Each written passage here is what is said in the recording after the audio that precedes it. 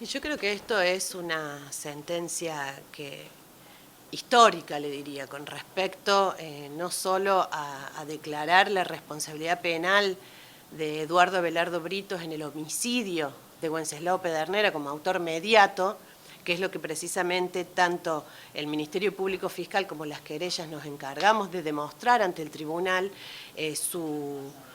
rol o función de poder, de hecho, en todas estas circunstancias de persecución a opositores políticos en aquella época, lo cual es también,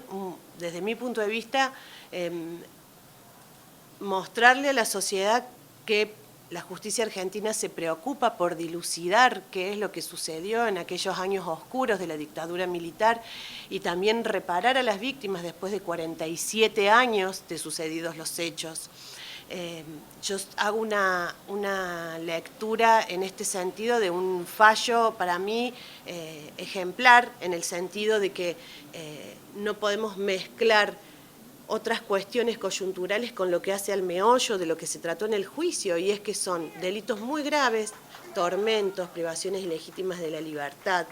y homicidio calificado, que se realizaron o se cometieron en el marco de una persecución que aquí en La Rioja tuvo situaciones muy extremas, pero que tenían que ver mucho con lo religioso. Entonces, creo que el fallo es muy bueno en ese sentido. El Ministerio Público Fiscal, por supuesto, está muy conforme porque no solo se lo condena a prisión perpetua, sino que además se lo condena por otros hechos que no estaban contenidos en los requerimientos de elevación de las causas a juicio,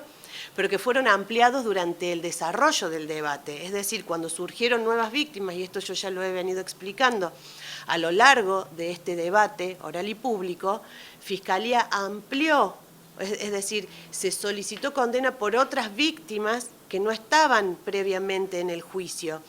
Y en este sentido, desde la defensa se opuso una cuestión técnico-jurídica como es una ampliación de la extradición.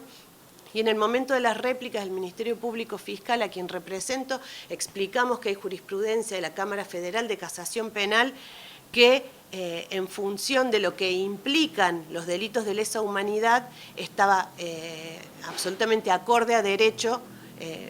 avanzar sobre estos,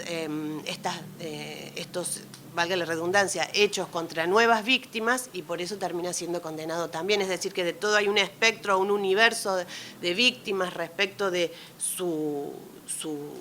rol, como dije recién, en la llamada lucha contra la subversión, pero contra todas estas personas, y creo que ha sido muy completo, tanto en la acusación pública como privada, o sea, con las querellas, y finalmente lo que termina recepcionando el tribunal en su fallo. En este caso, hablando de la ampliación, son los delitos sexuales, uno de los tantos. Sí, nosotros ampliamos los hechos en virtud del artículo 381 del Código Procesal Penal de la Nación respecto de testigos que declararon en el debate, en este juicio, y se advertía que eran víctimas también de delitos cometidos por Eduardo Abelardo Britos. Entonces, en ese sentido es que se amplió la acusación, justamente teniendo vinculación con lo que se venía juzgando, y esa ampliación fue por tormentos, por privaciones ilegítimas de la libertad y abuso deshonesto en carácter de autor mediato,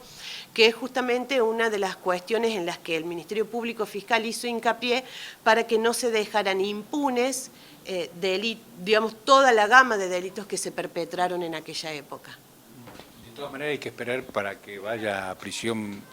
común, digamos, a la cárcel común, las resoluciones que faltan en este proceso judicial. Lo que estableció el tribunal en su veredicto es que en primer lugar hay que esperar a que el fallo esté firme y que además se reciba digamos, todos los que son los exámenes médicos por peritos, tanto, o sea, los de la Corte Suprema como los peritos de parte presentados por la querella y por el Ministerio Público Fiscal. ¿Esperaba estos resultados? Íntimamente esperaba que sí saliera así el fallo,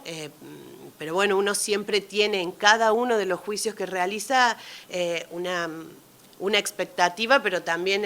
una incertidumbre respecto a qué es lo que va a decidir el tribunal. porque justamente esa es la labor de los jueces, terminar decidiendo después de todos estos meses de recibir declaraciones, de recibir pruebas, de hacer la inspección ocular, bueno, todas estas medidas que se desarrollaron a lo largo del juicio. Llegado el momento del veredicto, creo que es el punto culmine en que todos estamos muy ansiosos esperando cuál va a ser la decisión de los jueces y bueno, y que en definitiva termina haciendo lugar a las peticiones en el momento de los alegatos por parte del Ministerio Público Fiscal y de las querellas.